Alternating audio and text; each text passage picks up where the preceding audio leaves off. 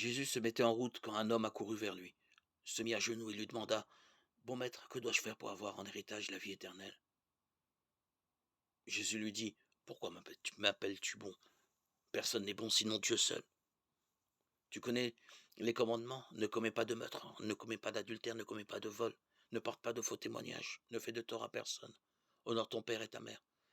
L'homme répondit: Maître, j'ai observé tous ces commandements depuis ma jeunesse. Posant alors son regard sur lui, Jésus se mit à l'aimer et lui dit: Une seule chose te manque. Va, vends tout ce que tu as, donne-le aux pauvres, et tu auras un trésor au ciel, puis viens et suis-moi. Mais lui, à ces mots, devint sombre et s'en alla tout triste, car il avait de grands biens.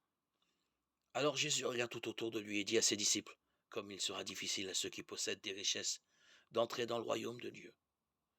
Les disciples étaient stupéfaits de ces paroles. Mais Jésus reprend: Mes enfants, comme il est difficile d'entrer dans le royaume de Dieu, il est plus facile à un chameau de passer par le trou d'une aiguille qu'à un riche d'entrer dans le royaume de Dieu. De plus en plus déconcertés, les disciples se demandaient entre eux: Mais alors, qui peut être sauvé? Jésus les regarde et répond: Pour les hommes, cela est impossible, mais pas pour Dieu, car tout est possible à Dieu.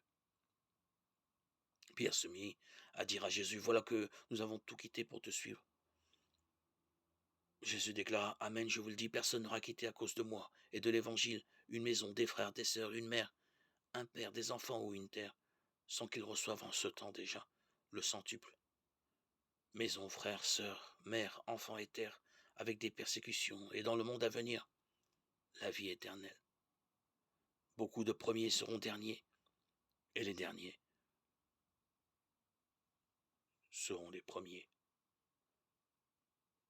Marc 10, 17, 31.